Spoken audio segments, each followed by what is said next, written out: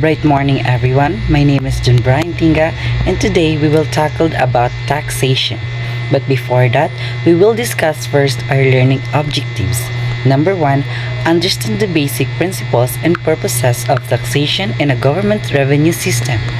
Identify different types of taxes such as income, sales, and property taxes and their applications. Analyze the impact of taxation on individuals, businesses, and the economy. Explain the legal and ethical obligation related to tax, compliance, and evasion. Evaluate how tax policies influence public spending, social programs, and wealth distribution. And now, we have the nature of taxation. Includes essential aspects that reflects both power and limitation associated with it. Number 1, inherent power of the state. It exists just like the power of eminent domain and police power, independent of the Constitution. Taxation is essential to the existence of every government. Taxation is a core sovereign power existing independently of a written constitution, similar to the power of eminent domain and police power. This means that government inherently possesses the right to tax in order to generate revenue for essential services. Even without explicit constitutional provisions, a state's power to tax is implied as crucial for its operation and development. 2. We have the taxation and legislative in nature. The executive or the judicial branch of the government cannot exercise the power of taxation. Only the legislative body can impose taxes to local government. Only the legislative branch has the authority to create tax laws. This separation ensures that the power of tax is controlled and regulated through democratic processes. Courts and executive agencies cannot impose taxes, though they may interpret and enforce them. Legislative authority over taxation allows for transparency and checks on government fiscal actions, protecting the public from arbitrary taxation. And last of our nature of taxation is taxation is subject to constitutional and inherent limitation.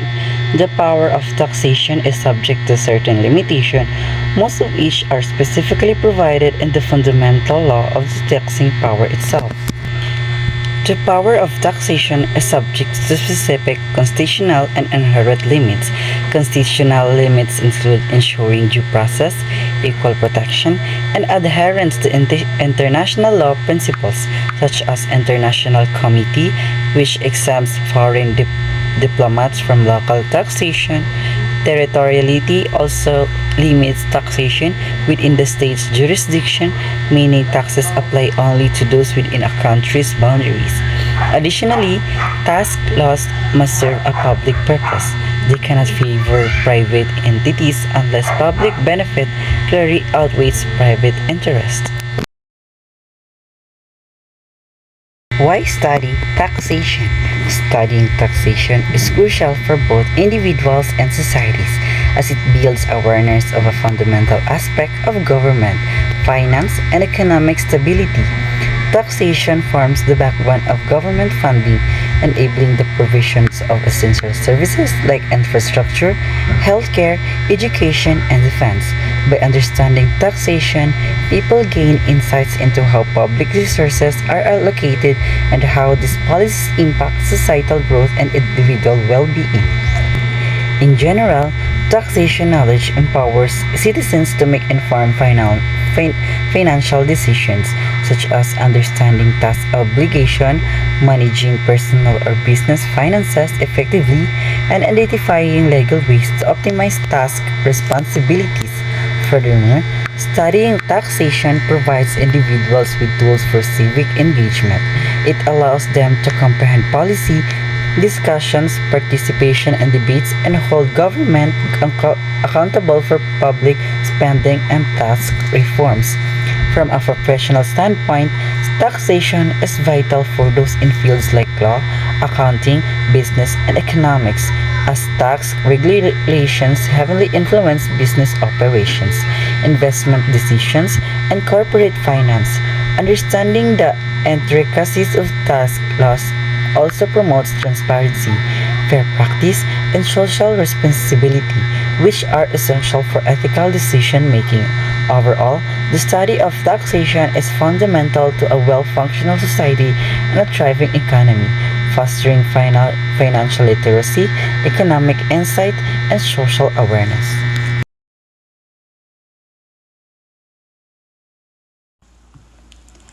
Four canons of good taxation, John Smith, as cited by Jose and Lido. The four canons, which is equality, certainty, economy, convenience, this good taxation as discussed by John Smith and cited by Jose and Lido. Who is Jose and Lido? So, Jose Inoledo is a lawyer, constitutional law expert, and author in the Philippines. He was a member of Philippines Constitutional Commission of 1986 and dedicated to the 1971 Constitutional Convention. So let's go back to four canons of good taxation. Equality is a taxation should be fair, meaning individuals in similar financial situations should pay similar amounts. Horizontal equality, and those with greater ability to pay should contribute more vertical equality. Certainly, taxpayers should clearly understand what they owe when they need to pay and how tax is calculated, reducing confusion and compliance cost. Economy. The cost of collecting the tax should be minimal relative to the revenue generated. Convenience. The tax system should not distort economic decision or behaviors unduly and should minimize the administrative cost of collecting tax. Nuledo emphasized these principles to advocate for a taxation system that efficient and promote compliance. The four canons which is this four canons of good taxation. This is taxation John Smith cited by Jose and Nuledo. Nuledo emphasized this principle to advocate for a taxation system that efficient promote compliance, which is quality, certainty, economy, convenience. That's the four canons of a good taxation. Okay. The definition of taxation and tax. Taxation is the process by which a government imposes financial charge on individuals and business to raise revenue for public spending. It involves the collection of money from taxpayers to fund various government service and infrastructure. Tax refers to the specific amount of money that involves or entities are required to pay to the government as part of this taxation process. Tax can take various forms such as income tax, sales tax, property tax, and more, and are typically assessed based on income, consumption, or property values.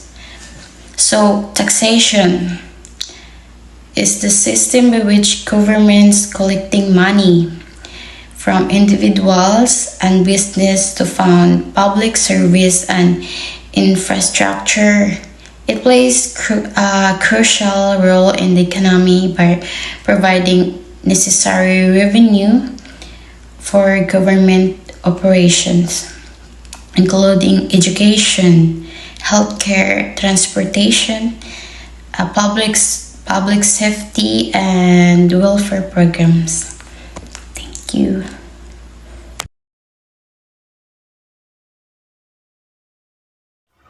Three bases of taxation. First, levy or imposition. This involves the impact of taxation. The legislation is free to select the person or properties or the business, interests, or privileges that may be subjected to imposition or burdens as long as the legislative body does not violate constitutional restriction or limitations. Thus, the wisdom of any legislative enactment imposing charges or taxes upon inquiry. So, levy and imposition are words that are often used interchangeably, but they have distinct meanings. While both refer to the act of placing a burden or obligation on someone, they differ their application and connotation. Levy refers to the act of imposing a tax or fee by a government or other authority. It is the process of officially collecting money from individuals or businesses to fund public services, profits, or initiatives. Examples of levy. Tax levy. The government levied a new tax on gasoline to fund infrastructure improvements. These examples refers to the government's officials' collection of money from individuals and business through a tax. Next, imposition.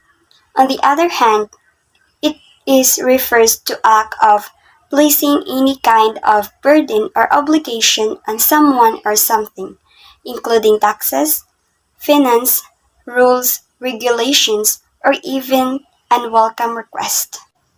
Examples of imposition. Dress code. The company's new dress code was seen as an imposition by many employees. These examples illustrate how imposition can refer to any kind of unwelcome burden or obligation, not just financially ones. Another examples of imposition. Unwanted request. Asking someone to look after your pets while you're on vacation can be considered an imposition, especially it is significant inconvenience for them. These examples highlights the connotation of imposition as something that is potentially unfair or troublesome. Second, assessment and collection. The basic guidelines on the assessment and collection are laid down, and the administrative authorities are responsible for the details in the collection of taxes. Assessment and collection are terms frequently used in finance, taxation, and various organization contexts. They relate to the process of determining and obtaining funds owed, but they refer to different stages in that process. Assessment refers to the determining of the value or amount owed, typically in the context of taxes, fees, or charges. This is initial steps where authorities evaluate what is due based on specific criteria. Examples: property tax. Local government assess the value of real estate to determine the property taxes owed by homeowners. This assessment is typically done annually and involves evaluating property size, location, and market conditions. Another examples, income tax. Tax authority assess an individual's income and an applicable deduction to determine how much tax they owe for a given year. This assessment is usually based on information provided in tax returns. Next, collection refers to the process of retrieving assets that amount owed. This is the action taken to gather funds after the assessment has been completed. Examples, tax collection. Once property or income taxes have been assessed, tax authorities collect the owed amount through invoices, payment plans, or direct withdrawals from bank accounts. Another examples, debt collections. Business may engage collection agencies to recover overdue invoices or debts from customers who have not paid after a specific period. And lastly, payment. This is referred to as the incidence of the taxation.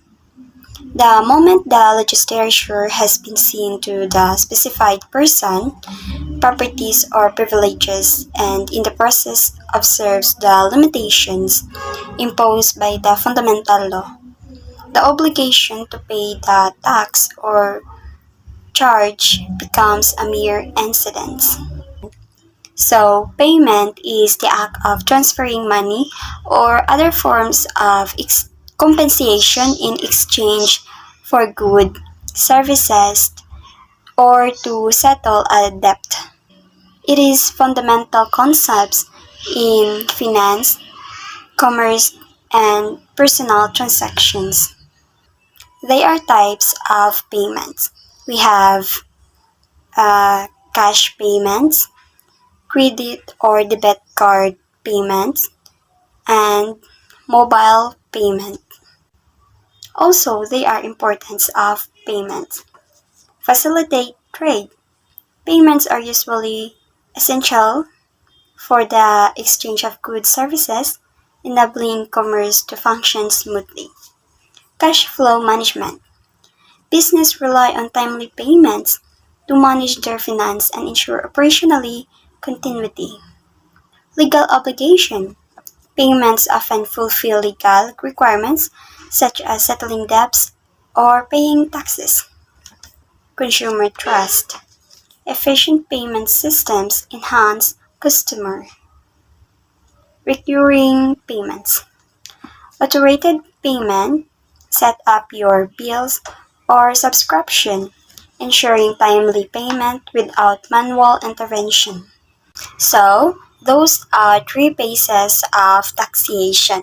We have level or imposition. Second, we have assessment and collection. And lastly, we have payment. Purpose of taxation. The purpose of taxation is to raise revenue or provide funds to promote the general welfare and protection of its citizens, and to enable the government to finance its multifarious activities. Besides, its primary purpose, taxation is also designed to satisfy the following objectives. First, we have equitably distribute the wealth of the nation, referring to the estate and donors' taxes. Number two, protect new industries in which the rate of taxation may be increased to regulate the proliferation of unnecessary industries and competition with foreign investment. Number three, uplift social conditions as in the case of regulatory taxes in the exercise of police powers through taxation. So, taxation serves several critical purposes in society and governance. Here are the key objectives. First, we have revenue generation. The most fundamental purpose of taxation is to raise revenue for government operation. This funding is necessary for we have public service. Taxes finance essential services such as education, healthcare, and public safety. Also, we have infrastructure. Taxes support the development and maintenance of infrastructure like roads, bridges, and public transportation. And lastly, we have administrative cost. Government salaries and operational expenses are funded through tax revenue. Number two, we have economic stability and growth. Taxation plays a role in regulating the economy by influencing consumer behavior and investment decisions. So we have fiscal policy. Government can adjust tax rate and structure to stimulate economic growth during downturns or call off an overheating economy through higher tax. Number three, we have behavioral influences, encouraging or discouraging certain activities. So we have sin taxes. Taxes on goods like tobacco and alcohol are indeed to reduce consumption for health and social welfare reasons. Also, we have tax incentives. Government may offer tax breaks to promote specific behaviors such as investing in renewable energy or education. Number four, we have social justice. Taxation can be used as a tool for social equity by addressing disparities in wealth and providing services that benefit lower income population. Number five, we have national defense and security. Taxes are crucial for financing national defense and security measures, which are essential for the protection of a nation and its citizens. And lastly, we have public good provision. Taxes help finance public goods that are not profitable for private enterprises to provide such as national park, maintained for public enjoyment and environmental conservation. Also, we have public libraries, offering free access to informational resources. My topic for today is the basis of a citation. According to Professor Thomas Coley, taxation is based on the reciprocal duties of protection and support between the state and its citizens as well as its residents, and on the sovereign power as well as the jurisdiction by the state over its people and property.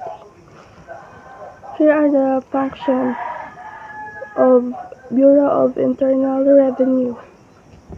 First, the assessment that and collection of the internal revenue taxes, fees, and charges. Second is the enforcement of all foreign chores, penalty, and fine connection within, including the execution of judgment in all cases decided in its favor by the Court of Tax. Lastly, it shall also give effect to and administer, supervisor, and the police power conferred to it by the National Interview, Revenue Code, and special laws. From my own understanding about this topic is taxation is all about collecting tax by the government and banks. In that way, they charge and save the workers, and for example, artists and other workers will also pay taxes.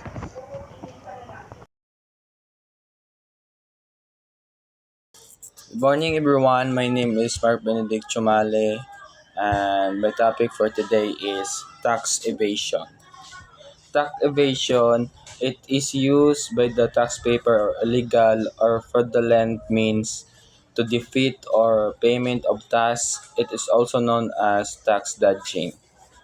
It is punishable by law Examples: deliberate failure to report taxable income, or pro-property deliberate reduction of income that has been received. Tax avoidance. It is the use by the taxpayer or legally permissible alternative tax rates or methods of assessing taxable property or income in order to avoid or reduce tax liability. Tax avoidance is more politely known called tax minimization, where is the tax invader breaks the law, the tax avoider sidesteps it. Thank you guys.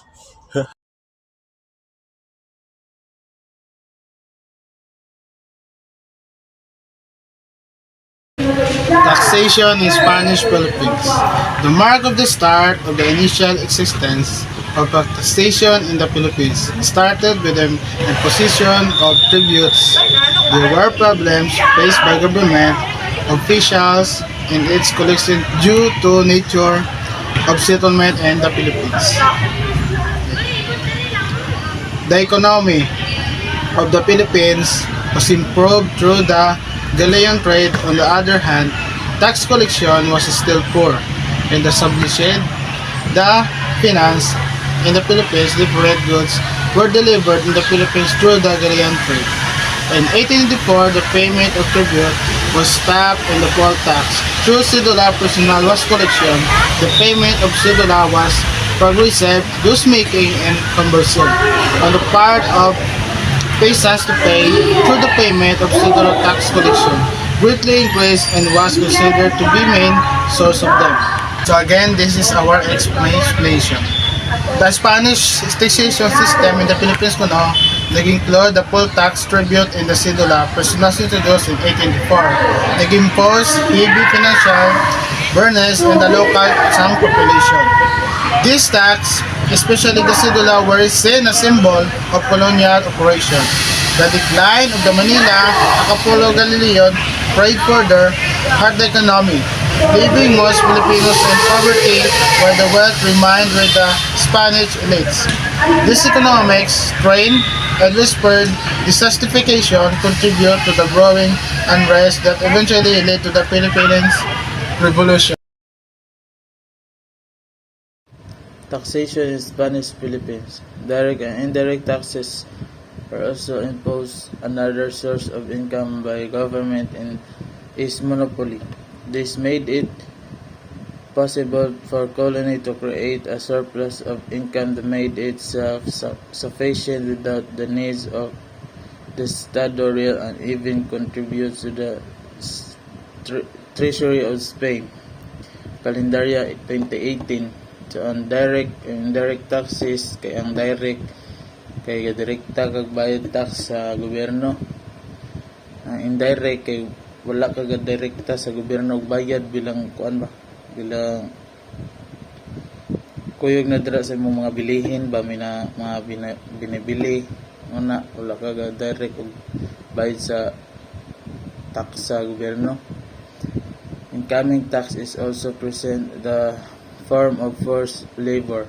However, in the end of the 17th century, the collection of income taxes became lighter because of increase in death rate of flight to mountains. By the end of 19th century, this tax was reduced to a personal service that lessened the burden of what is to be paid. This will give us a nation. The taxation system during this period can be summed to a situation where peasants are heavily burdened by it and co-elite as principals being less burdened by it. This is mindful to include in our discussion a primary source, particularly the account of Mariano Herbosa when he wrote to Rizal about taxes. Noong panahon ng kolonyal sa Espanya sa Pilipinas, Nagpatupad ang gobyerno na iba't ibang buwis at kontrolado ang mga industriya sa pamamagitan ng mga monopolyo na nagdala ng kita para sa kolonya at Espanya. Ang mga magsasaka ang pinaka nabibigatan sa mga buwis na kadalasan binibayaran sa pamamagitan ng sapilitang paggawa habang ang mga elite ay mas kaunti ang pasanin. Sa paglipas ng panahon, naging mas maagang sapilitang paggawa dahil sa pagbagsak ng populasyon at pagtakas ng mga tao, ngunit nanatili pa rin ang mabigat na pasanin sa mga mahihirap. So nagsakripisyo gyud mao gyud. Taxation under the Americans. The Americans who acquired Philippines aimed to make the economy self-sufficient by running the government with the smallest possible sum of revenue and create surplus in the budget. Candelaria 2018. To solve the problem relating to the collection of land tax, the Internal Revenue Law of 1904 was introduced. Accordingly, it prescribed 10 major sources of revenue like SIM tax, income tax, imposed to corporation like bank and the like. The CEDULA went through a lot of changes with the new law. Other tasks were also introduced, such as industrial tasks and transaction or activities. Underwood, Simon's Tariff Act was passed, but that reduced the revenue derived from the export tax to cope up with this tax, except with increase with few changes were incorporated, like the introduction of real estate tax, which has been considered as land tax. This faced a lot of criticism, especially on the part of landed elite who took means to evade their tax. With all of the succeeding introduction of the other sources of revenue, the same problem remains, that is, we cannot still support the expenditures of the government. Taxation during the Commonwealth. Under the surtax rate was added to income tax. CEDULA tax were actually abolished. A residence tax was imposed. The drafting of the National Internal Revenue Code took place. However, despite several efforts to solve the issues regarding the tax burden shouldered by the present peasant, the same remains, and at the outbreak of World War II, economic development is still far-fetched.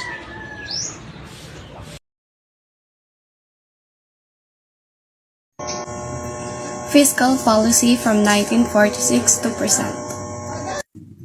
After the war, rehabilitation funds is needed to cope up with the result of it, despite the fact that independence of the country has been declared. Dependency towards the Americans is imminent, since we need to rehabilitate what has been destroyed. Hence, VAT is introduced. This was signed in 1986 and was put into effect in 1988.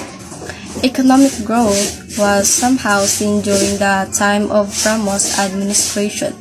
The short-lived administration of Estrada did not constitute any change at the tax system. Large deficits were felt during Arroyo administration due to the fact that large expenditure was allowed without increasing tax collection. EVAT under the time of Benigno Aquino III, excise taxes were the main focus, thereby straightening the cost of sin taxes. With the present administration promising for tax reform through law, it is hoped that the same will result in the much desired economic development. particularly in income taxes, as it vowed to lower income tax rate shouldered by working Filipinos. Last December 18, 2017, the President signed into law Package 1 of the Comprehensive Tax Reform Program, also known as the Tax Reform for Acceleration the Inclusion Train as Republic Act number 109631. The law provides of the amendments to several provisions of the National Internal Revenue Code of 1997 on person income taxation, passive income for both individuals and corporations, estate tax, donors tax, value-added tax, excise tax, documentary stamp tax, and tax administration. So, after the war, rehabilitation funds is needed to cope up with the result of it, despite the fact that independence of the country has been declared. Dependency towards the Americans is imminent since we need to rehabilitate what has been destroyed. The regressive nature of tax system was still present even up to the time of Marcos administration despite numerous efforts to curtail economic development. However, during the time of Corazon Aquino, tax reform programs were initiated, hence VAT is introduced. This was signed in 1986 and was put into effect in 1988. Economic growth was somehow seen during the time of Ramos administration. The start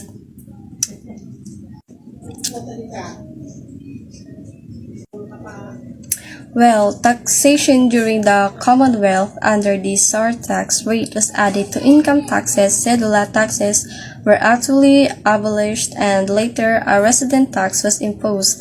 The drafting of the National Internal Revenue Code took place. However, despite several efforts to solve the issues regarding the tax burden shouldered by the peasant, the same remains and at the outbreak of World War II in economic development is still far-fetched.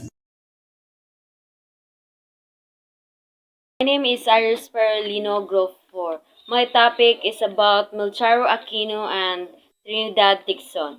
Melcharo Aquino was born on January 6, 1812. Melcharo was the only daughter of Juan and Valentina Aquino, who were a peasant couple living in Caloocan. Melcharo was noticeably literate and highly intelligent at a very early age, even though was never afforded the opportunity to go to school. Melcharo Aquino was a Filipino revolutionary. She became known as Tandang Sora, Tandang meaning old, because of her age during the Philippine Revolution. She was known as the Grand Woman of the Revolution and the Mother of Balintawak for her contribution. Trinidad Dixon. Trinidad Dixon, born in San Miguel, Bulacan on November 18, 1848. Popularly known as the Mother of Biak na Bato, fought fearlessly in 12 bloody battles of the Revolution in Bulacan, including the famous Battle of Biak na Bato. Trinidad Dixon, known as the Mother of Biak na Bato and Mother of Mercy, fought to gain Philippines independence. She was given the title Mother of Biak na Bato by Jean Emilio Aguinaldo and served as its nurse and combatant. She was also cited as the Mother of Philippine National Red Cross for her service to her fellow Katipuneros.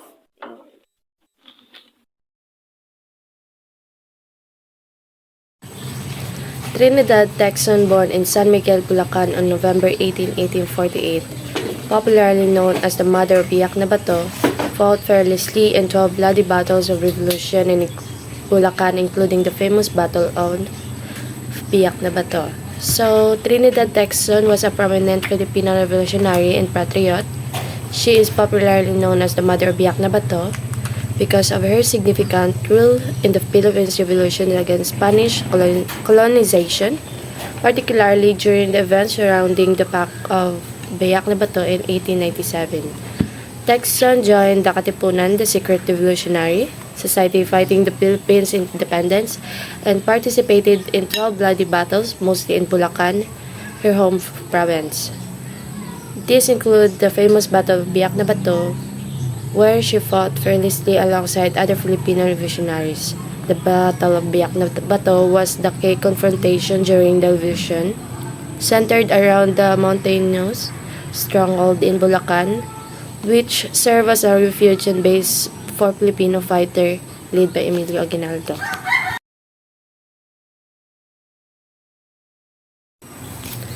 Teresa Magbanwa Y. Ferrares, born in Pototan, Iloilo on October 13, 1868, said to have participated in little boys' prowess and took an active part in her brother's fight against other boys from neighboring towns.